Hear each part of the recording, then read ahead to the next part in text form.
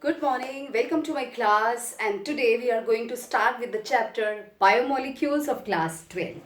So let us start the chapter Biomolecules. The molecules present in bio means organic, living things. Living things कौन होती हैं? Plants and animals. So biomolecules are the molecules present in living organisms like plants and animals. Now, what are these? For example, carbohydrates, proteins, vitamins, nucleic acids, lipids, etc. First of all, we will study carbohydrates. What are the carbohydrates? As the name suggests, the definition was these are the hydrates of carbon. Means CxH2O whole Y is the general formula. What are the carbohydrates? The old definition is these are the hydrates of carbon. But you know one molecule, that is acetic acid, CH3COH. Its formula fits in this, right? But this is not carbohydrate. Okay, one more molecule is there, that is rhamnose. Rhamnose, its molecular formula is C6H12O5. This is a carbohydrate but does not fit into the formula. So it was decided this definition is wrong. So what is the correct definition? While examining many carbohydrates, it was seen that they have many hydroxy group and one aldehyde or ketonic group. So the new definition of carbohydrates is, it is polyhydroxy aldehydes or ketones.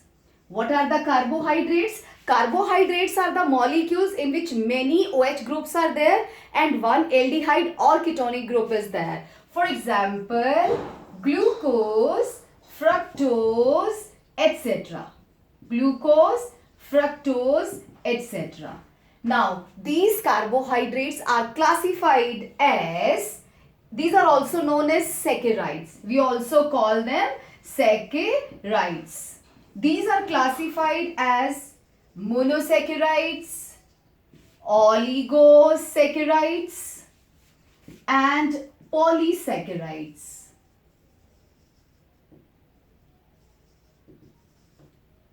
Monosaccharides are not further hydrolyzed to the smaller carbohydrate. What are the monosaccharides? On hydrolysis, they don't give further smaller carbohydrates. These are the smallest carbohydrates. For example, glucose, galactose, fructose, etc. These are monosaccharides, not further hydrolyzed to the smaller carbohydrates. Oligo. Oligo stands for a few. इसका मतलब होता है a few. A few कितना? That is from 2 to 10. Oligosaccharides are those which on hydrolysis. What is the meaning of hydrolysis? Whenever they are treated with acidulated water, means water में थोड़ा acid डाल दो, इसको heat कर दो और ये breakup हो जाएगा small carbohydrates में और उसी को हम कहते हैं hydrolysis. Oligosaccharides on hydrolysis give either 2, 3, 4, 5 or 6, 2 to 10 monosaccharides. They are known as oligosaccharides. For example, sucrose. What is sucrose? It is a table sugar. Table sugar, if we do its hydrolysis, it will give glucose plus fructose. You know how many monosaccharides it is giving on hydrolysis? 2. So that's why it is known as disaccharides. It is disaccharides. Similarly, trisaccharides, tetrasaccharides, pentasaccharides are also present. So oligosaccharides which on hydrolysis give 2 to 10 monosaccharides. Polysaccharides, as the name suggests, poly means many, बहुत सारे. Polysaccharides are those which on hydrolysis give many monosaccharides. What are the examples? Examples are starch, cellulose, glycogen, etc. These are the examples. So biomolecules are the molecules present in living things, means plants and animals. These are carbohydrates, proteins, vitamins, nucleic acids, etc. So first of all, we are going to study carbohydrates. Carbohydrates, its previous definition was these are the hydrates of carbon, right? Now acetic acid is one molecule which fits in the formula, but it is not carbohydrate. Rhamnose is a carbohydrate but does not fit into the formula. So it was decided this is not the right definition. Later on, the new definition is it is polyhydroxyaldehydes or ketones. Means in all the carbohydrates, many OH groups but one CHO or CO group is present. They are known as carbohydrates. These are classified as monosaccharides. Means on further hydrolysis, they don't give smaller carbohydrates. Glucose, galactose and this fructose, they are monosaccharides. Oligosaccharides, which on hydrolysis give a few, means 2 to 10 monosaccharides, they are known as oligosaccharide. One example is sucrose. Sucrose on hydrolysis gives glucose and fructose. It is giving 2 monosaccharides, so it is disaccharide. Other example of disaccharide is maltose. Maltose on further hydrolysis give glucose plus glucose. Right? These are disaccharides. Similarly, can be trisaccharides, tetrasaccharides and so on. Polysaccharides, which on hydrolysis give many monosaccharides. They are starch, cellulose, glycogen, etc. You have it screenshot.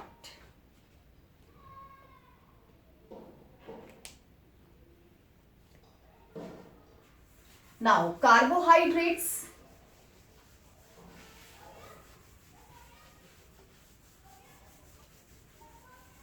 Carbohydrates are further classified.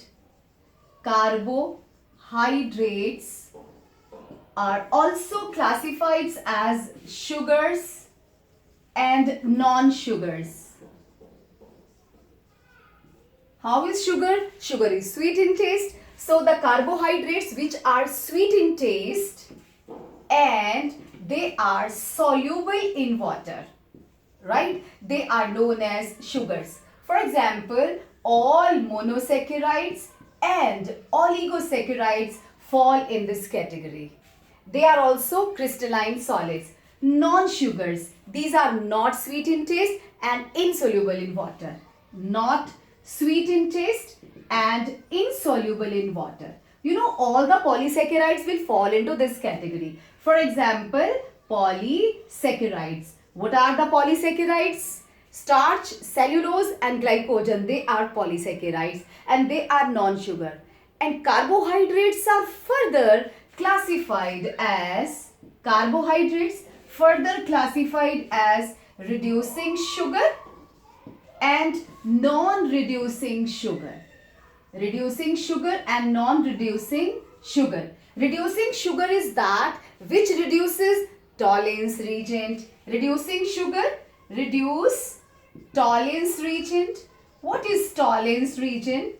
You go and watch my videos on aldehydes and ketones. Aldehyde ketone में आपको Tollens reagent की detail पता चल जाएगी. And Tollens reagent is ammoniacal silver nitrate, right? They reduce Tollens reagent and failing solution. Reducing sugar is that in which free CHO group is present. So for example, glucose. And non-reducing sugar which will not reduce Tollens reagent or failing solution. That is known as a non-reducing sugar like starch or sucrose, etc. They are non-reducing sugars. So let us study the simplest carbohydrate, that is glucose. For this I require the complete board. Have it screenshot.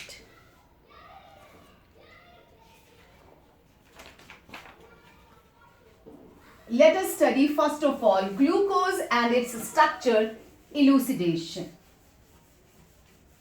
Glucose, its structure elucidation. Structure elucidation का मतलब है कि इसकी structure तक हम कैसे पहुंचे, means क्या क्या हमने एक्सपेरिमेंट किए जिससे हमें उसकी स्ट्रक्चर की इलूसिडेशन हुआ. Glucose, it's general formula is C6H12O6. How it is formed? It is prepared by the hydrolysis of starch. Starch की हाइड्रोलिसिस कर दो तो हमें क्या मिलता है, ग्लूकोज मिलता है. It is also known as grape sugar. C6H12O6 is the molecular formula. How it is prepared? हमने जो सुक्रोज की हाइड्रोलिसिस करी थी उसमें भी we were getting glucose. So structure elucidation के लिए what did we do? Many reactions were held. CHOH whole 4 CH2OH was its rough formula, right? When glucose was treated with HI, we got N-hexane C6H14 we got. This reaction indicated that glucose is linear, there is no branch. So glucose is linear. It was indicated by this reaction. When it was treated by HCN, you know hydrogen cyanide, इसके साथ CHO यानी कि aldehyde और ketone दोनों group reaction करते हैं. When this reaction was held, it reacted. See, OHCN. This reaction indicated that glucose has either aldehyde or ketonic group, means they have carbonyl group. How will you come to know that it is aldehyde group? When it was reacted with bromine water, right? Aldehyde reacts with bromine water, but ketones do not react with bromine water. When bromine water was added, it reacted to give what? See, CHO group was converted to COH, and the name of the compound is gluconic acid. This reaction indicated that CHO group is present. Okay, then it was reacted with acetic anhydride. CH3CO whole twice O is known as acetic anhydride. What is the speciality of acetic anhydride? It actually reacts with OH group. It reacts with alcoholic group. So it showed the reactions. And one more important thing, one glucose molecule consumed 5 molecules of acetic anhydride.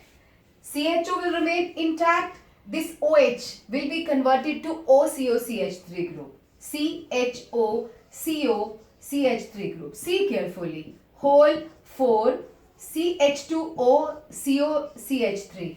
It became glucose pentacetate. This reaction indicated that glucose has 5 OH groups. How? Because it consumed 5 acetic anhydride. Glucose pentacetate showed that glucose has 5 OH groups. Then one more reaction was carried out with HNO3. Nitric acid converted CHO to COOH and CH2OH to also COOH. And the name of the compound is saccharic acid. This reaction showed that out of 5 OH group, 1 is primary OH. This reaction indicates 1 OH is a primary and 4 OH are secondary. So, on the basis of these reactions, let me tell you what is the important question even given in your NCERT. The damn important question is, what happens when glucose is reacted with HI? Answer, N-hexane. Glucose reacted with bromine water? Answer, gluconic acid. You have to write down the name as well as structure. Both you have to tell. What happens when glucose is reacted with HNO3? It forms saccharic acid. 2 COH are there, 1 COH is there. On the basis of these reactions, we came to know that glucose is linear, has carbonyl group, that is aldehyde, has 5 OH group, and out of 5 OH, 1 is primary and the 4 are secondary. On the basis of these structure, scientists predicted the structure of glucose like this. Before this, take the screenshot. Okay, what is the structure of glucose on the basis of these reactions? See, on the basis of these reactions which I just rubbed, the structure of glucose predicted was, this structure was predicted. The glucose shows this structure.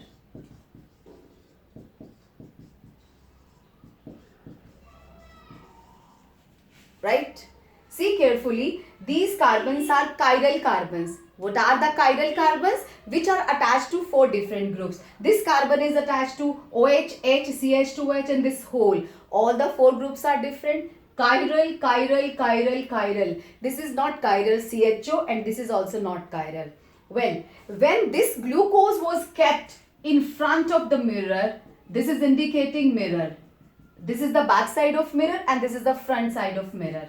So the structure which we saw like this.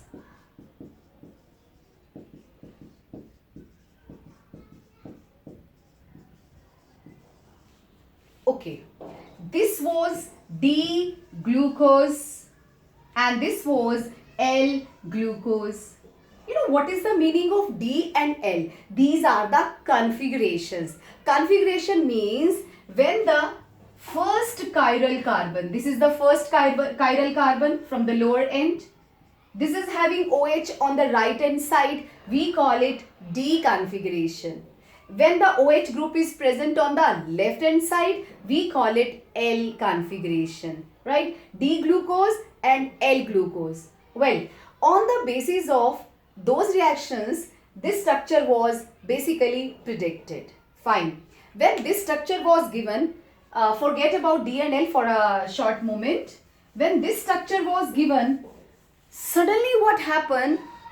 3 reactions which were saying that glucose cannot have this structure. Now what are those reactions which do not follow the linear structure of this glucose? When the linear structure of glucose was given, then 3 reactions ऐसी थी जो ये कहती हैं कि ये तो structure हो ही नहीं सकती. Let us see वो कौन सी 3 बातें हैं, वो कौन सी 3 reactions हैं जो चिल्ला चिल्ला के ये कहती है ये glucose की structure नहीं हो सकती. सबसे पहली बात वो ये थी कि glucose does not show reaction with NaHSO3 sodium bisulphide.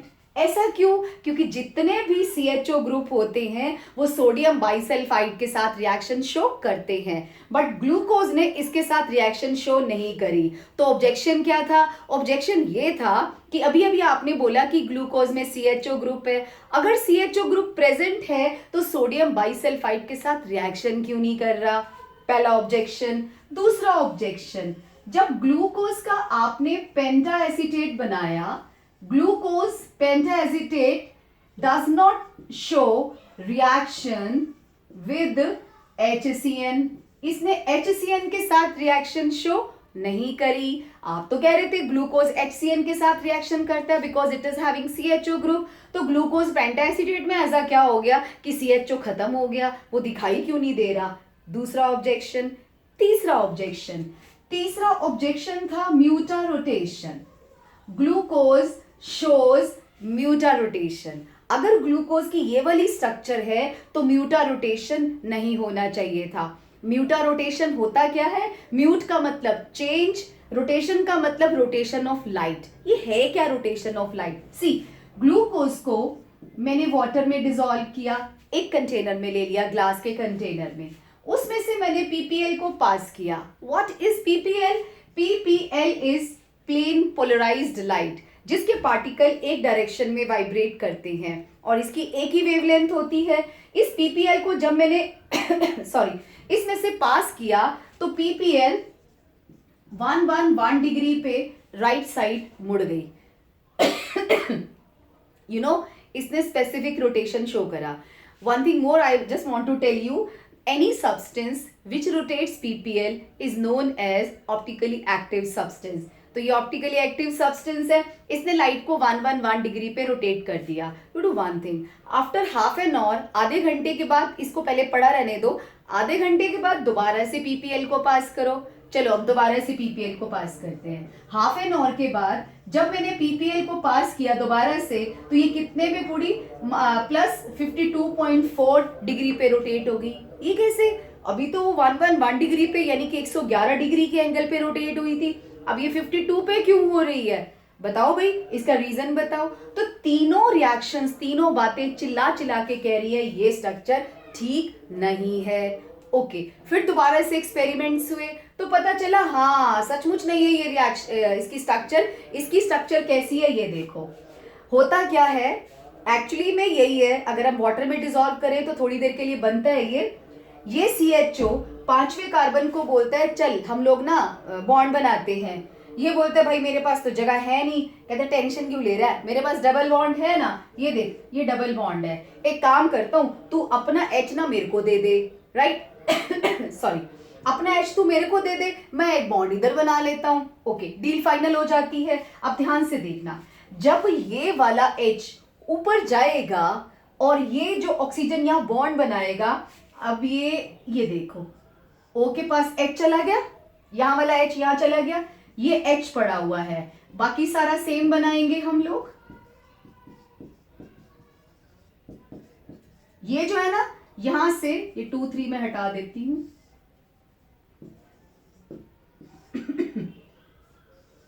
ये देखो यहां पे इन्होंने बॉन्ड बना लिया और ये CH2OH यहां नीचे पड़ा हुआ है। ओके, जब H ऊपर जाता है तो कभी OH इधर आ जाता है, कभी OH इधर बन जाता है। ये देखो सॉरी,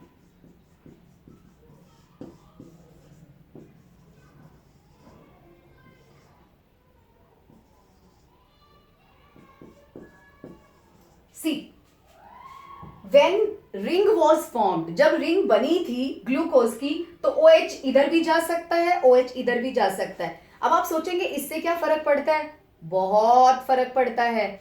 जब OH पहले कार्बन पर राइट साइड पे हो उसे हम कहते हैं अल्फा ग्लूकोज, और जब OH पहले कार्बन पर लेफ्ट हैंड साइड पे हो उसे हम कहते हैं बीटा ग्लूकोज। बाप रे, इसका मतलब ग्लूकोज 2 टाइप्स का होता है। यस, एक होता है अल्फा ग्लूकोज, एक होता है बीटा ग्लूकोज। दोनों में डिफरेंस क्या है? इसमें पहले कार्बन पर OH राइट साइड पे है, इसमें फर्स्ट कार्बन पे लेफ्ट हैंड साइड पे है। तो ऐसे लोगों को क्या कहते हैं? जिनकी पहले कार्बन पर कॉन्फ़िगरेशन अलग हो। ये दोनों एक दूसरे के भाई लगते हैं। कौन से वाले भाई? Anomers. These are enomers. What are enomers? Enomers are the stereoisomers which have different configuration around carbon number 1। पहले कार्बन पर जिनकी कॉन्फ़िगरेशन अलग होती है उसे हम कहते हैं एनोमर्स। चलो इन तीनों बातों का जवाब ढूंढते हैं कि ये दोनों तीनों बातों को कैसे एक्सप्लेन करेंगे। सी केयरफुली, क्या इसमें CHO ग्रुप आपको दिख रहा है? नहीं। इसमें आपको CHO ग्रुप दिख रहा है? नहीं। तो बेसिकली ग्लूकोज में फ्री CHO है ही नहीं, तो इसलिए सोडियम बाइकार्बोनेट के साथ रिएक्शन कहां से शो करेगा? अब आप कहोगे उधर तो HCl के साथ रिएक्शन शो कर रहा था। सी, जब मैं अल्फा ग्लूकोज को वाटर में डिसॉल्व करूंगी तो खुल जाएगा, ये खुल जाएगी, साइकिल खुल जाएगी फिर बंद होएगी, फिर खुलेगी फिर बंद होएगी, ये सिलसिला चलता रहता है। जब ये ओपन क्लोज होगा ना तो अल्फा भी बनेगा, बीटा भी बनेगा, ओपन चेन भी बनेगा। मींस अगर आप अल्फा ग्लूकोज को वाटर में डिसॉल्व करोगे तो आपको तीनों चीजें मिलेंगी, राइट? तो इसीलिए जो CHO ग्रुप है वो फ्री नहीं है। जब वो फ्री ही नहीं है तो ये रिएक्शन कहां से शो करेगा? NaHSO3 के साथ। अब आप कहेंगे थोड़ा सा है तो सी, अब NaHSO3 इतना बड़ा मॉलिक्यूल है, थोड़े CHO से उसका क्या होने वाला है? तो ये मतलब दिखाई नहीं देता। दूसरी बात, ग्लूकोज पेंटा एसीटेट ने HCN के साथ रिएक्शन क्यों नहीं शो करी? उसका भी रीजन है। अब आप ध्यान से देखिए, अगर मैं इसका पेंटा एसीटेट बनाऊं, एक यहां बनेगा, दूसरा यहां, तीसरा यहाँ, चौथा यहाँ, पांचवा यहाँ। ओके, आप सोचो कि H की जगह पे COCH3 हमने लगा दिया। अब अगर मैं इसको वाटर में डिसॉल्व करूं तो क्या ये खुलेगी? नहीं खुलेगी, क्योंकि यहाँ पे H तो है ही नहीं। ग्लूकोज पेंटा एसीटेट में CHO ग्रुप परमानेंटली लॉस्ट हो जाता है। तो इस क्वेश्चन का आंसर क्या है? Glucose penta acetate in this CHO group is permanently lost because OH तो था ही नहीं। अब मैं इसको वाटर में डिसॉल्व करूंगी तो ये ओपन हो जाएगा, क्लोज होएगा ओपन। जब ये मैं यहाँ पे OCO लगाऊंगी तो ओपन कहां से होगा? तो CHO group is permanently lost. चलो म्यूटा रोटेशन का आंसर ढूंढते हैं। म्यूटा रोटेशन का मतलब क्या होता है? Change in specific rotation of PPL by a substance on standing for some time. Muta rotation is the change in specific rotation किसकी? PPL की। किसके द्वारा? एक सब्सटेंस के द्वारा। कब? On standing. उसको थोड़ी देर पड़ा रहने दो, उसकी जो रोटेशन है वो चेंज हो जाती है। अब हम इसका जवाब ढूंढते हैं। See carefully. Alpha glucose light को +111 डिग्री पे रोटेट करता है और जो बीटा वाला होता है ये 19 डिग्री पे रोटेट करता है। ओके, मैंने अल्फा ग्लूकोज को वाटर में डिसॉल्व किया, मैंने पीपीएल को पास किया, 111 पे रोटेट किया। अब मैंने इसको रख दिया। रखने के बाद धीरे धीरे ग्लूकोज इसमें भी कन्वर्ट होगा, ये इसमें कन्वर्ट होगा। You will get the equilibrium mixture of alpha glucose, open chain glucose and beta glucose. और जब ये मॉलिक्यूल बोलेंगे 111 पे मुड़, वो कहते हैं नहीं नहीं 19 पे मुड़, तो सेटिंग किस पे होएगी? 52.4 डिग्री पे इनकी सेटिंग हो जाएगी। सो म्यूटा रोटेशन का आप आंसर क्या लिखेंगे? म्यूटा रोटेशन का आंसर है because of presence of equilibrium mixture. ये इक्विलिब्रियम का शॉर्ट फॉर्म है, equal M. Equilibrium mixture of alpha glucose, open chain and beta glucose. इन तीनों के इक्विलिब्रियम मिक्सचर की वजह से रोटेशन में बदलाव आएगा। राइट, दोबारा से देखेंगे। These three reactions are not following or in the favor of open chain structure. Glucose does not show reaction with NaHSO3 because CHO group is not free. थोड़े से present होते हैं, ये कोई 1% की रेंज में, so it will not react. In glucose pentacetate, CHO group is permanently lost. What is the reason of mutarotation? The reason for mutarotation is the presence of equilibrium mixture of alpha glucose, open chain glucose and beta glucose. Alpha and beta glucose, how they are correlated? They are known as anomers. What are the anomers? Anomers are the stereoisomers which have different configuration around carbon number 1. Now one thing is very important. क्या bond इतना बड़ा होता है? No, ये तो हमने show किया है।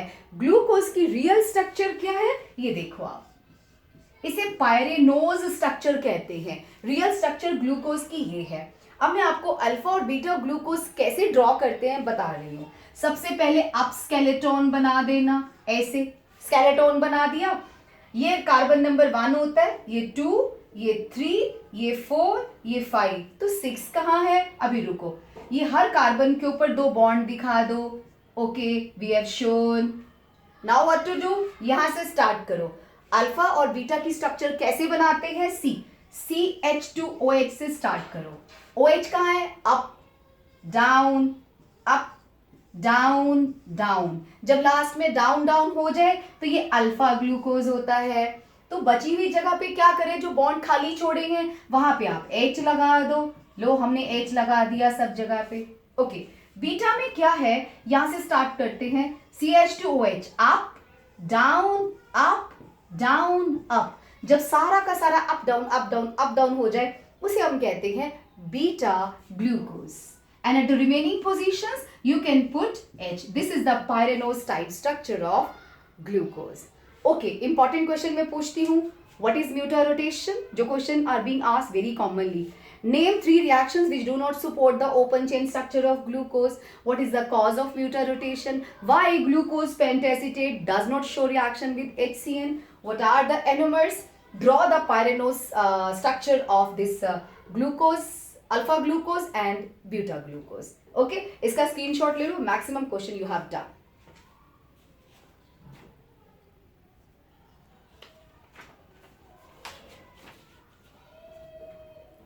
Now comes the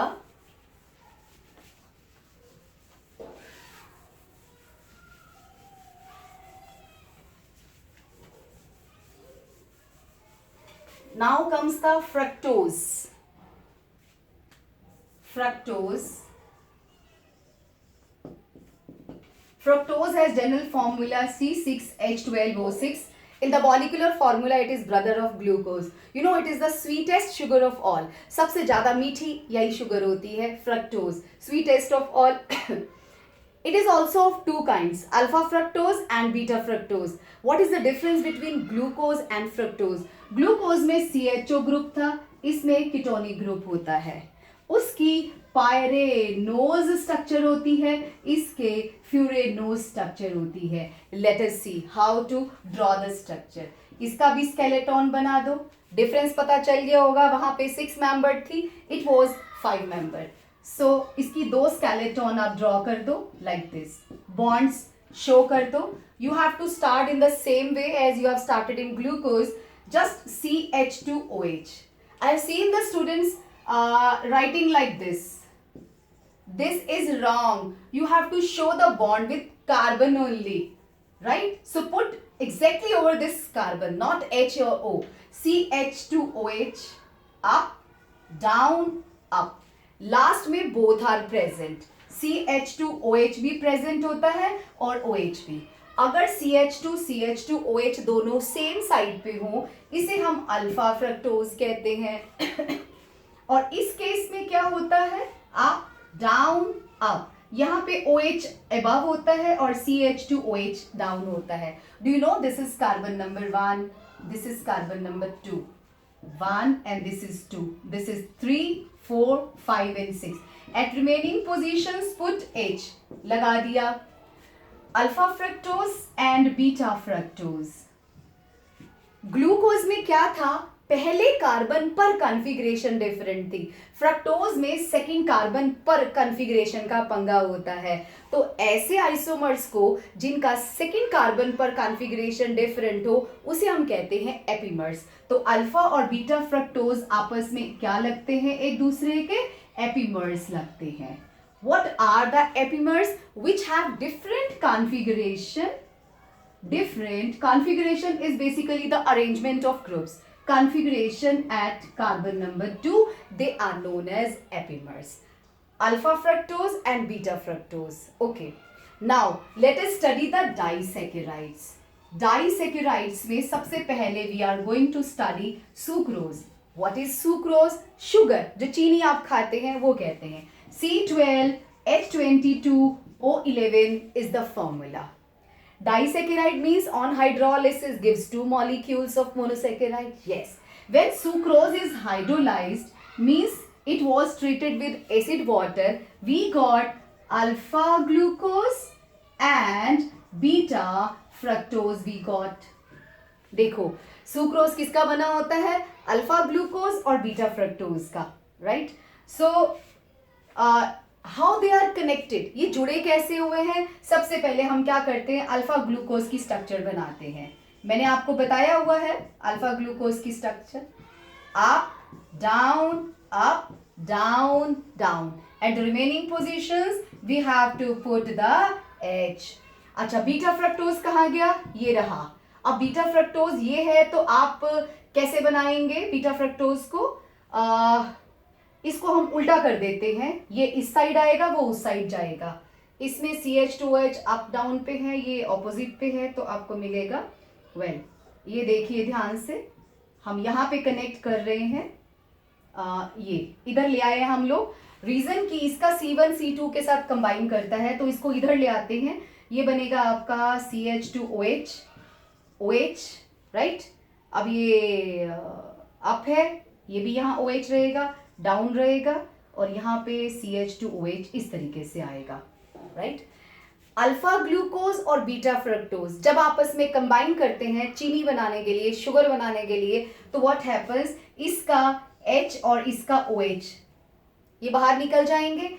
ये दोनों ऑक्सीजन लिंकेज से कंबाइन कर जाएंगे, राइट. इस ऑक्सीजन लिंकेज को हम लोग कहते हैं, ये देखो, इस ऑक्सी लिंकेज को हम कहते हैं ग्लाइकोसिडिक लिंकेज.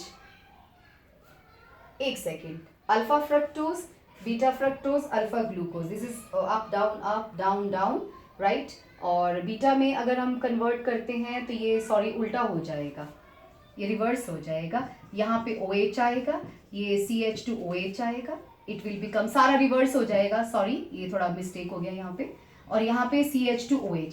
ये इन दोनों के बीच में, क्योंकि हमने सेकंड कार्बन से लेना था, पहले हमने फर्स्ट से कनेक्ट कर दिया, फर्स्ट से नहीं होता है, तो इसे हम कहते हैं glycosidic linkage. Now this is once again very important question. What is glycosidic linkage? Glycosidic linkage is oxygen linkage present between two monosaccharides. दो मोनोसेकेराइड्स के बीच में जो ऑक्सीजन का लिंक प्रेजेंट होता है उसे हम कहते हैं ग्लाइकोसिडिक लिंकेज। ये बीटा को हमें ऐसे बनाना है और ये चेंज करके बनाना था, तो रिवर्स बनाना था, राइट। बस ये याद कर लो आप, क्योंकि हमने सीधा नहीं बनाया ना। और ये भी याद रखना कि from second carbon we have to connect, तो सुक्रोज में ये दोनों जुड़े होते हैं। वेल आपको पता है सुक्रोज की जब हम हाइड्रोलिसिस करते हैं we get the equal amount of alpha glucose and beta fructose. इसके मिक्सचर को हम कहते हैं invert sugar. What do we call it? Invert sugar इसका नाम है। What is invert sugar?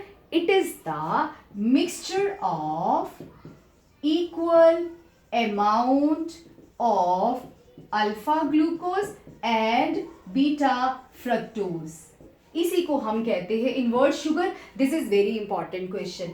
Glycosidic linkage क्या होता है? It is the oxygen linkage present between two monosaccharides के बीच में जो ऑक्सीजन का लिंकेज प्रेजेंट होता है we call it glycosidic linkage. एक इसमें इन्वर्जन ऑफ शुगर भी है। एक सेकेंड, पेन चेंज कर।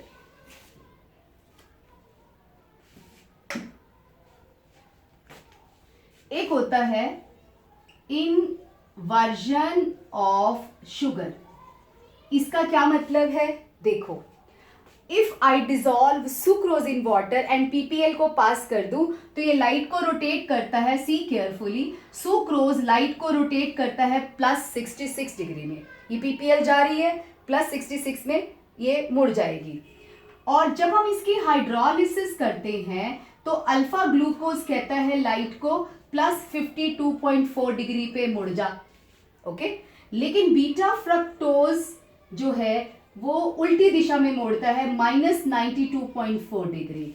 See carefully, when PPL was passed through sucrose it shows dextro rotation. Dextro का मतलब होता है जब लाइट इस डायरेक्शन में मुड़ जाती है तो डेक्स्ट्रो, इधर मुड़ती है तो लिवो रोटेटरी कहते हैं, राइट। सुक्रोज कहता है लाइट को 66 पे रोटेट हो गई। जब हम इसकी हाइड्रोलिसिस करते हैं दो चीजें बनती हैं, ग्लूकोज और फ्रक्टोज। अब इसके मिक्सचर में आप लाइट पास करो, ग्लूकोज का मॉलिक्यूल कहेगा 52 पे मुड़ गई। फ्रक्टोज कहते हैं नहीं नहीं चल 92 पे उधर मुड़, तो ये 92 पे जब इधर मुड़ेगी तो नेगेटिव साइड पे कितना हो जाएगा? लगभग 40 हो जाएगा। बट आपने देखा सुक्रोज लाइट को राइट डायरेक्शन में मोड़ रहा था और इसका जो मिक्सचर है वो लाइट को लेफ्ट साइड में मोड़ता है। इसी को बोलते हैं inversion of sugar. Inversion of sugar is change in rotation of PPL from dextro to laevorotatory. Dextro to laevorotatory, dextro का मतलब पॉजिटिव से नेगेटिव की तरफ चली जाती है, उसे हम कहते हैं डेक्स्ट्रो टू लीवोरोटेटरी। एक बार फटाफट रिवाइज कर लेते हैं। Fructose has furanose type structure, means 5 membered ring होती है। Alpha and beta they are known as epimers, they have different configuration at carbon number 2. Sucrose on hydrolysis give alpha glucose and beta fructose. How they are connected in sucrose? By the alpha glycosidic linkage. What's that? That is oxygen linkage present between two monosaccharides. How to draw this I have shown you. Now what is invert sugar? The mixture of equal amount of alpha glucose and beta glucose. What is the inversion of sugar? It is not the inversion of sugar, it is the inversion of PPL rotation. PPL की rotation dextro से लीवो में हो जाती है because of formation of alpha glucose and beta fructose. So have it screenshot.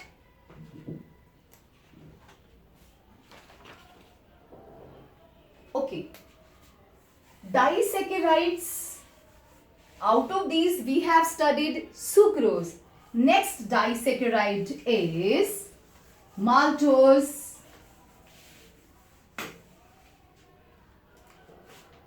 second is maltose.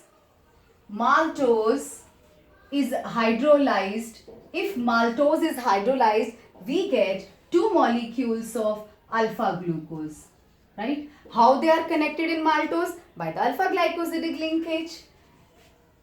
Lactose, when lactose is hydrolyzed, then we get beta galactose and beta glucose, right? Lactose on hydrolysis give beta galactose and beta glucose. Maltose on hydrolysis give alpha glucose and alpha glucose, two molecules.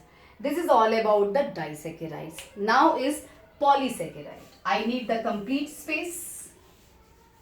Polysaccharides are three in number. Polysaccharides. First is starch. Here we can take starch and here we can take cellulose. What is the difference between starch and cellulose? Cellulose on complete hydrolysis give beta glucose. All the beta glucose molecules are there. This on hydrolysis give all alpha glucose. You know, one molecule of starch is having many thousands of these alpha glucose. Okay, starch has two parts, amylose and amylopectin. Amylose is basically 15%, this is 85% portion. How to keep in mind? Amylopectin is bigger in spelling, so bigger concentration. Small in spelling, the small concentration. This is water soluble and this is unbranched. No branching is there, it is linear. Amylopectin is water insoluble and this is branched. Okay, how alpha glucose, alpha glucose, alpha glucose, alpha glucose, they are connected by glycosidic linkage. Let us see. एक दिखाती हूँ आपको, बाकी आपको पता चल जाएगा. See, this is the skeleton of glucose. Like this you have to show.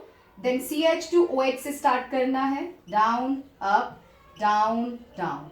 This is carbon number 1, 2, 3. ये 4 carbon है, ये 1 carbon है. You know, दो alpha molecules will make the glycosidic linkage at C1 and C4 position. So this is CH2OH and this is OH, up, down, down. ये दोनों मिलके एक water को बाहर एलिमिनेट कर देंगे और दोनों के बीच में ऑक्सीजन आ जाएगा लाइक दिस. स्पेस थोड़ा मैंने कम लिया है. ये देखो, ये बन गया अल्फा ग्लाइकोसिडिक लिंकेज. इस तरीके से ग्लूकोज ग्लूकोज ग्लूकोज ग्लूकोज हजारों की संख्या में जुड़ते चले जाएंगे तो अल्फा ग्लाइकोसिडिक लिंकेज से जुड़े होते हैं. अब ये लेकिन ये तो ब्रांच्ड होता है, तो ब्रांच कहाँ होती है? C1 C4 C1 C4 C1 C4. जब ब्रांच आनी होती है तो पहला कार्बन यानी कि C1 जो है वो C6 से जुड़ जाता है. ये C6 है ना, तो आप ये देखो CH2OH,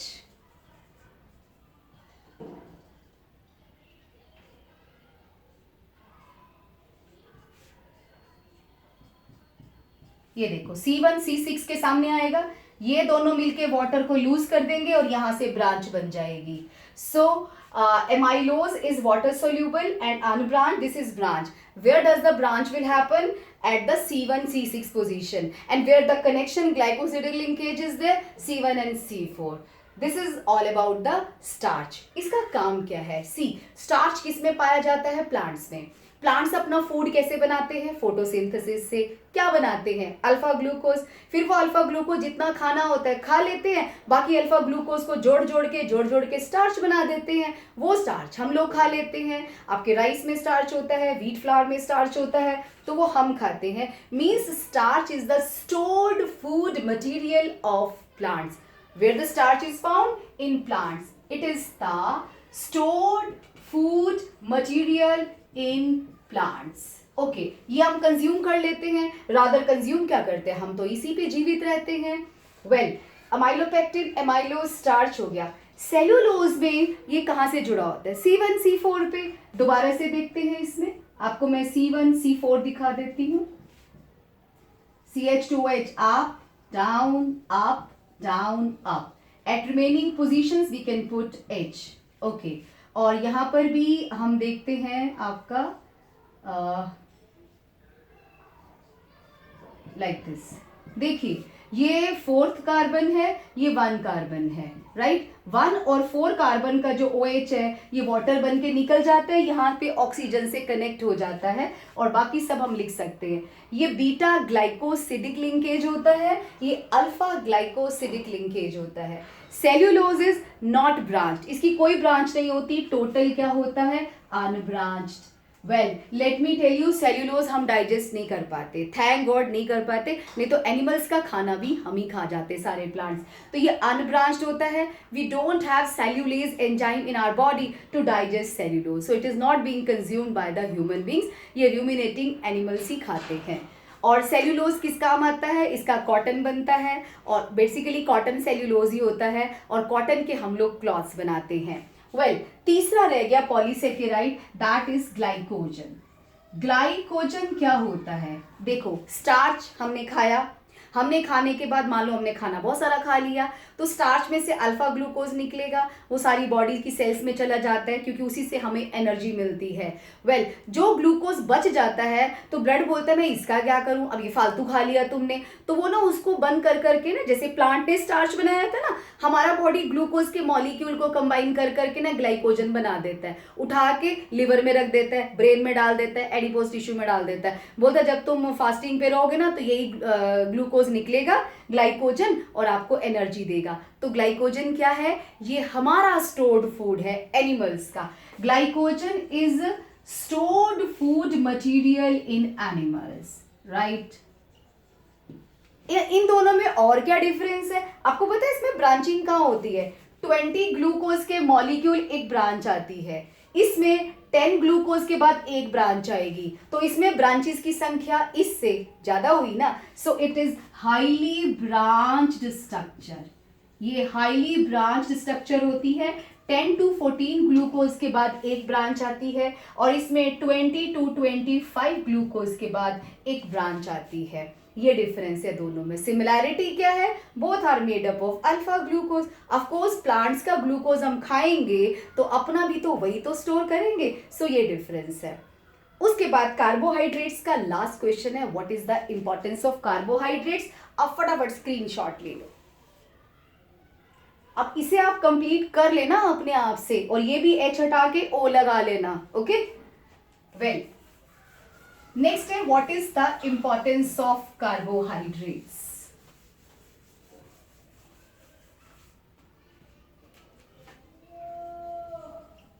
इंपॉर्टेंस ऑफ कार्बोहाइड्रेट्स. रोटी, कपड़ा और मकान, यस ये 3 आपको पॉइंट्स लिखने हैं इसमें. Roti in the form of starch. Starch is a food material basically consumed by us. कपड़ा, cotton is made up of cellulose, right,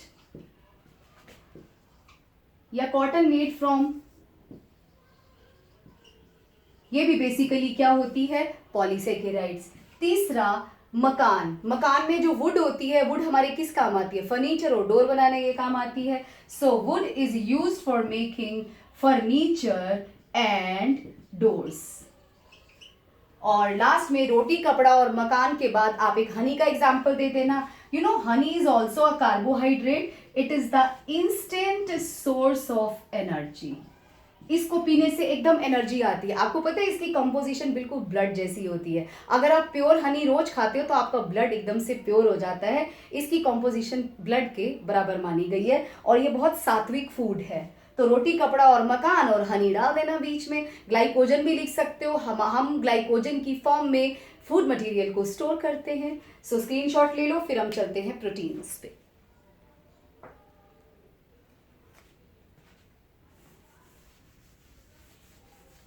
Now are the proteins. Proteins are made up of amino acids. किसके बने होते हैं, amino acids के. On complete hydrolysis of protein we get amino acids. कौन से वाले, alpha amino acid. What is the meaning of alpha amino acid? You see carefully, amino group भी हो, acidic group भी हो. ये देखो, ये amino group है, ये acidic group है. RH, ये R कौन है? कुछ भी हो सकता है. H हो सकता है, मिथाइल हो सकता है, CH2COH हो सकता है, कुछ भी हो सकता है. So this is known as amino acid. Why do we call it alpha? Alpha because both amino and acidic group are present on the same carbon. And moreover, the carbon adjacent to COH is known as alpha. तो alpha carbon पर amino होता है, हम इसे कहते हैं alpha amino acids. Total in our body 20 amino acids are there. 20 amino acids हैं.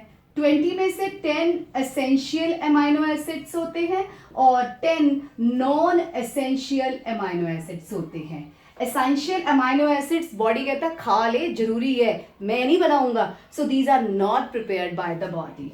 Not prepared by body. So कहाँ से आते हैं? अरे बाहर से खाओ ना, दाल चावल रोटी खाओ, उसमें आएंगे अमाइनो एसिड्स आपके. So not prepared by body, should be supplied from outside. Examples, इनके एग्जाम्पल्स हैं. For example leucine, isoleucine, lysine etcetera. मैंने जानबूझ के लूसी लूसी वाले लिए हैं ताकि याद हो जाए. ये सारे के सारे अमाइनो एसिड्स याद करने की आपको कोई ज़रूरत नहीं है. आप एक बार एनसीईआरटी की बुक में टेबल दे रखी है, उसको आप एक बार नज़र मार लेना एनसीईआरटी की बुक को, तो थोड़ा थोड़ा याद हो जाएगा, ज़्यादा नहीं चाहिए. Non essential amino acids body कहता है मत खा, मैं बना लूंगा. So these are prepared by the body. Prepared by body. Okay, let me tell you, अगर R की जगह पे हम H लगाते हैं तो इसे हम ग्लाइसिन कहते हैं, और अगर H की जगह पे मिथाइल होगा तो इसे हम एलानीन कहते हैं. देखो 2-3 तो आपको याद होने चाहिए ना. सो इसे हम कहते हैं एलानीन. ग्लाइसिन को छोड़ के बाकी सारे अमाइनो एसिड कायरल कार्बन वाले होते हैं. ये देखो चारों ग्रुप्स अलग हैं, इस पे चारों ग्रुप्स अलग नहीं है, तो ये ऑप्टिकली इनएक्टिव है, पीपीएल को रोटेट नहीं करेगा, ये ऑप्टिकली इनएक्टिव है. और except glycine all other amino acids are optically active. Okay, एक ये पॉइंट भी याद कर लेना. Amino acids further classified as acidic amino acid, basic amino acid and neutral amino acid. ये न्यूट्रल अमाइनो एसिड है. हाउ? बिकॉज एक COOH group present है और एक NH2 ग्रुप प्रेजेंट है, इसे हम कहते हैं neutral amino acid. Basic amino acid में NH2 की संख्या, ये देखो CH2NH2, NH2 की संख्या COH से ज्यादा होती है. एसिडिक में क्या होता है, जो COH ग्रुप होता है उसका नंबर NH2 ग्रुप से ज्यादा होता है. Right? Acidic amino acid, basic amino acid and neutral amino acid. इसका नाम है aspartic acid. This is what we call aspartic acid and this is known as asparagine. इसे हम एस्पेराजीन कहते हैं और ये न्यूट्रल अमाइनो एसिड है जिसमें COH और NH2 की संख्या बिल्कुल सेम होती है. इसमें NH2 की संख्या COH से ज्यादा होती है, इसमें COH की संख्या इससे ज्यादा होती है. What are the characteristic features of amino acids? Amino acids are crystalline in nature and they are highly soluble in water. Why? Because OH group भी H बॉन्ड बनाएगा वाटर के साथ, NH2 ग्रुप भी बनाएगा, तो ये हाईली सोल्यूबल होते हैं.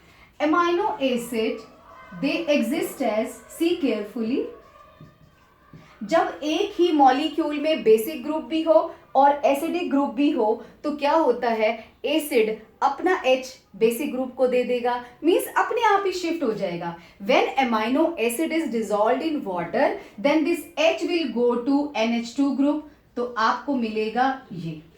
जब एक ही मॉलिक्यूल में एसिडिक ग्रुप भी हो बेसिक ग्रुप भी हो तो इस सिचुएशन में बनता है एक डाइपोलर आयोन, इसे हम कहते हैं ज्विटर आयोन. ये क्या बन गया? Zwitter ion. Zwitter ion is made by those molecules in which acidic and basic both the groups are present in the single molecule. Okay, you do one thing. इसमें आप एसिड डाल दो, लो डाल दिया हमने, इसमें HCl डाल दिया. HCl डालेंगे तो ये H किसके पास जाएगा? इसके पास जाएगा, तो मॉलिक्यूल पे कौन सा चार्ज आ जाएगा? पॉजिटिव. अब इसमें इलेक्ट्रिक फील्ड पास कर दो, इलेक्ट्रिसिटी पास करने पर ये कैथोड की तरफ जाएगा. ये देखो एसिड डालने के साथ आप इलेक्ट्रिक फील्ड अप्लाई करो तो ये जाएगा किसकी तरफ, कैथोड की तरफ जाएगा। ओके, अब आप इसमें बेस डाल दो। बेस का मतलब है NaOH। अब ये OH इसके पास जाएगा तो इस पे कौन सा चार्ज आ जाएगा, नेगेटिव। अब ये किसकी तरफ जाएगा, इलेक्ट्रिक फील्ड लगाने पर ये जाएगा एनोड की तरफ, राइट। कुछ ऐसा नहीं हो सकता कि ना ये कैथोड की तरफ जाए ना ये एनोड की तरफ जाए। Yes, it can happen. एक ऐसा पीएच को सेट करो, एक ऐसा पीएच जिस पर ये ना कैथोड की तरफ जाए ना एनोड की तरफ जाए। ऐसे पीएच को हम कहते हैं iso electric point. So what is iso electric point? Iso electric point is the pH, it is the pH at which amino acid will neither move towards anode nor it move towards cathode। ना तो anode के पास जाए और ना ही cathode के पास जाए on applying electric field, इसे हम कहते हैं। दोबारा से देखेंगे, proteins on hydrolysis give alpha amino acids. This is the structure. Except glycine all the amino acids are optically active. Total 20 amino acids are there. 10 are essential, 10 non-essential. Essential are not prepared by the body. They must be supplied from outside through food. Leucine, isoleucine, lysine. उसमें glycine, alanine, you can give the example. Amino acids can be neutral, basic and acidic. Amino acids on adding in water, they make the Zwitter ion. And this Zwitter ion in the presence of acid go towards the cathode when electric field is applied. In the presence of base, while applying electric field, it will go towards the anode. And adjust the pH like that, it will neither move towards anode nor towards cathode. That pH is known as isoelectric point. फटाफट इसका screenshot ले लो आप।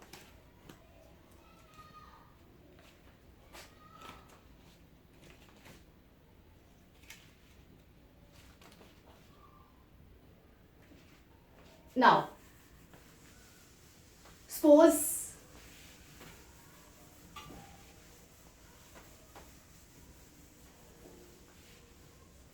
Suppose we have consumed protein. हमने protein खाया, हमारे body में सारा प्रोटीन अमाइनो एसिड में चला गया। वो अमाइनो एसिड हमारे बॉडी की सारी सेल्स में चला गया। अब बॉडी कहता है मैं अपना प्रोटीन बनाऊंगा। बाय द वे, प्रोटीन कैसे बनता है? So structure of protein, let us see structure of protein. Protein की डेफिनेशन है, it is a polypeptide having molecular mass equal to 10,000 और more। कम से कम 100 अमाइनो एसिड्स आपस में जुड़ जाएंगे, उसी को हम कहते हैं प्रोटीन। बट एक एक्सेप्शन है, इंसुलिन में 51 अमाइनो एसिड होते हैं, फिर भी वो प्रोटीन है। सो एक्सेप्ट इंसुलिन जिसका मोलर मास कम होता है 10,000 से, इसमें 51 अमाइनो एसिड्स होते हैं। फिर हम इसे प्रोटीन क्यों कहते हैं? क्योंकि ये इंपॉर्टेंट बायोलॉजिकल वर्क करता है हमारे बॉडी में, इसलिए हमने इसको प्रोटीन का दर्जा दिया हुआ है। वेल, स्ट्रक्चर ऑफ प्रोटीन कैसे बनता है हमारे बॉडी में? जब एक अमाइनो एसिड दूसरे अमाइनो एसिड के पास आता है, तब एक अमाइनो एसिड का OH और दूसरे का H जो है आपस में वाटर बन के बाहर निकल जाते हैं और ये यहीं से कनेक्ट कर जाता है। लो मैं कनेक्ट करके दिखा रही हूं, CONH COOH, ये दोनों मैंने बॉन्ड दिखा दिए, ये देखो। और वाटर का मॉलिक्यूल लॉस्ट हो गया। When 2 amino acids combine, then COH of one amino acid and NH2 group of the another amino acid, they will lose the water molecule and combine together by CONH bond। CONH को हम amide कहते हैं। This is amide bond. जब ये amide bond protein में present हो तो इसी को हम कहते हैं पेप्टाइड बॉन्ड, राइट। तो बताओ, 2 अमाइनो एसिड के मिलने से क्या बना? डाइपेप्टाइड। इसे हम कहते हैं डाइपेप्टाइड। अब आप सोच रहे होंगे पेप्टाइड बॉन्ड तो एक है, तो आपने डाइपेप्टाइड क्यों बोला? ये मिसनोमर है, नो डाउट मिसनोमर है, मिसलीड करता है। डाइपेप्टाइड में पेप्टाइड बॉन्ड तो एक होगा, अमाइनो एसिड 2 होंगे। तो ट्राइपेप्टाइड में क्या होगा? 3 अमाइनो एसिड होंगे और 2 पेप्टाइड बॉन्ड होंगे। टेट्रापेप्टाइड में क्या होगा, उसमें 4 अमाइनो एसिड होंगे और 3 पेप्टाइड बॉन्ड होंगे, तो ध्यान रखना ये क्वेश्चन आ सकता है। तो डाइपेप्टाइड बन गया। ऐसे ही di tri amino acid 100 amino acid जुड़ जाएंगे तो क्या बन जाएगा, पॉलीपेप्टाइड, क्योंकि पेप्टाइड बॉन्ड ढेर सारे हो जाएंगे, तभी हमने प्रोटीन का नाम रखा है पॉलीपेप्टाइड। तो कम से कम 100 से ज्यादा, 100 या 100 से ज्यादा अमाइनो एसिड जुड़ेंगे तो मॉलिक्यूलर मास जो होता है 10,000 या मोर बनता है। ये देखो, अब आप सोच रहे होंगे बस प्रोटीन बन गया, क्या ये अब काम कर सकता है? नहीं। Now the structure of proteins, it has 4 structures. पहली है प्राइमरी स्ट्रक्चर। प्राइमरी स्ट्रक्चर का मतलब होता है sequence of amino acid, that is sequence of amino acids को हम कहते हैं प्राइमरी स्ट्रक्चर। मींस प्रोटीन की प्राइमरी स्ट्रक्चर तैयार हो गई। अब ये प्रोटीन कहता है मैं जाऊं काम करूं, कहते हैं नहीं अभी नहीं, अभी तो तेरा खाली सीक्वेंस बनाया है, तेरी तो अभी सेकेंडरी स्ट्रक्चर होगी। सेकेंडरी स्ट्रक्चर का मतलब होता है फोल्डिंग ऑफ प्राइमरी स्ट्रक्चर। कैसे? ये होती है 2 टाइप्स की, अल्फा हेलिकल, या तो पॉलीपेप्टाइड चेन ऐसे घूम जाएगी, राइट, और दूसरी है beta flatted structure. Beta flatted structure में 2 पॉलीपेप्टाइड चेन्स आपस में एक दूसरे के सामने आ जाती हैं। वेल, अल्फा हेलिकल स्ट्रक्चर में जो ये मुड़ गई है, ये स्टेबलाइज कैसे होगी? इनके बीच में H बॉन्ड डेवलप हो जाता है। H बॉन्ड कैसे डेवलप होता है? CONH, एक का CO दूसरे के NH के साथ H बॉन्ड बना लेगा, इसे कहते हैं intra molecular H bonding.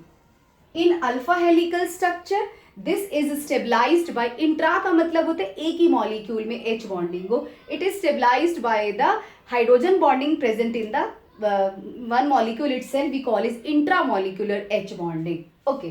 Beta pleated में एक पॉलीपेप्टाइड चेन दूसरी पॉलीपेप्टाइड चेन के साथ H बॉन्ड बना लेती है, तो इसे हम कहते हैं intermolecular H bonding. Okay, alpha helical उनमें होगा जिसमें गोल आपका प्रोटीन होता है, ये लंबे लंबे जैसे हमारे हेयर हो गए, नेल्स हो गए, इसमें लॉन्ग फाइबर लाइक प्रोटीन होता है, तो उसमें ये वाला बन जाएगा। अब ये दोनों कहते हैं हम जाएं काम करने के लिए, प्रोटीन कहता है रुक जा, अभी तेरा कुछ और भी होना है, टर्शरी स्ट्रक्चर बननी है। तो सेकेंडरी स्ट्रक्चर के बाद आती है टर्शरी स्ट्रक्चर। अब ये कैसे बनती है, इसको और घुमा दो, means further folding of secondary structure. कैसे? स्प्रिंग को और मोड़ दो, स्प्रिंग को और मोड़ दो तो इसे टर्शरी स्ट्रक्चर बन जाएगी। तो टर्शरी स्ट्रक्चर में कौन से बॉन्ड होते हैं? इसमें हो सकता है वैन डर वाल फोर्स, इसमें सल्फाइड बॉन्ड भी हो सकता है, इसमें हाइड्रोजन बॉन्ड भी हो सकता है, और तो और इलेक्ट्रोस्टैटिक बॉन्ड भी हो सकता है। अब ये कहता है कि मैं जाऊं काम करने, किसी किसी में तो चला जाएगा, लेकिन क्वाटरनरी स्ट्रक्चर भी बनती है। क्वाटरनरी स्ट्रक्चर में क्या होता है, स्प्रिंग को आपने और मोड़ दिया, अब ये अपने आप को किसी और मॉलिक्यूल के साथ कंबाइन करेगा काम करने से पहले, right? So what is quaternary structure? Combination of tertiary structure with other molecules, right? अब मैं आपको एक एग्जांपल बताती हूँ। आपको पता है हमारा एक हीमोग्लोबिन का मॉलिक्यूल 4 पॉलीपेप्टाइड चेन का बना होता है। दो पॉलीपेप्टाइड चेन में 146 अमाइनो एसिड होते हैं, 2 में 141 होते हैं। ये चारों क्या करती हैं, पहले तो सीक्वेंस बनता है, फिर सारी की सारी गोल गोल घूम जाती हैं, फिर फर्दर गोल घूम जाती हैं, फिर ये चारों क्या करती हैं, अपने साथ आयरन पोरफायरिन को मिला लेती हैं, लो बन गया हीमोग्लोबिन। देखो हीमोग्लोबिन में क्या हुआ, पहले चेन्स बनी 4, फिर मुड़ गई, मतलब अल्फा हेलिकल, फर्दर मुड़ गई, फिर साथ में इसको पोरफायरिन को भी मिला लिया। अब हीमोग्लोबिन प्रोटीन कहता है जा हीमोग्लोबिन ब्लड में और जाके अपना काम कर।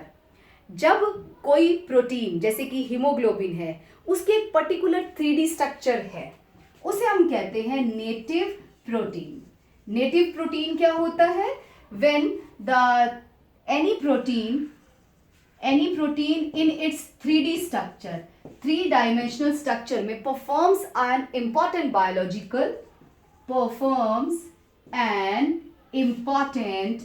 Biological function in our body is known as native protein। दोबारा से देख लो, Structure of protein, amino acids combined together by the peptide bond. Basically it is amide bond, but in protein it is known as peptide bond. So that's why protein is known as polypeptide. Now the different structures of protein. Primary structure, the sequence of amino acid. Secondary structure is of two types, alpha helical and beta plated, stabilized by intramolecular H bond, intermolecular H bond. Tertiary structure is further folding of secondary structure. Either van der Waals sulfide or hydrogen bonds are present. Quaternary structure is the combination of tertiary structure along with some other organic molecule is known as quaternary structure. Native protein is the protein in its three-dimensional structure is capable of doing one specific function in our body is known as native protein. फटाफट इसका screenshot ले लो आप. Okay.